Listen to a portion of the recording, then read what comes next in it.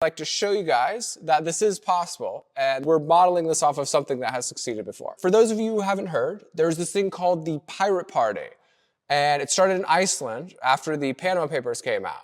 The Panama Papers was like a gigantic WikiLeaks-esque dump. Tens of thousands of pages of documents from law firms in Panama, where a bunch of rich people and politicians hide their money, showing how corrupt everybody is. What this did in 2011, when this came out, it showed that the politicians in Iceland, the prime minister, the president, the finance minister, they were all super duper corrupt, and the people were really pissed. So they organized this thing called the Pirate Party. It was kind of like a silly parody sort of a party. They literally had a pirate flag as their logo. And it was a group of hackers and internet activists. And what they did was they made these pamphlets, they made these websites explaining what was here in these Panama Papers. They passed that out across the country. They got a bunch of their people elected, legitimately politicians with pirate flags as their logo. A bunch of them got elected. Then they were able to pass a crowdsourced constitutional referendum. So they got to the tune of, I want to say 75%. They got all the people together in their country and they're like, yo, this is crazy. We're not dealing with this anymore.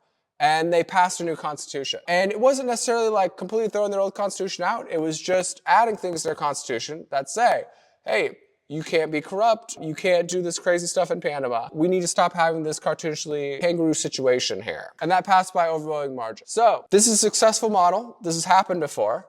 And we are trying to replicate that model here in the United States. Obviously, the United States is a much, much bigger country than Iceland and a much more diverse country than Iceland. So it's going to be a much more difficult thing. But we could totally do it.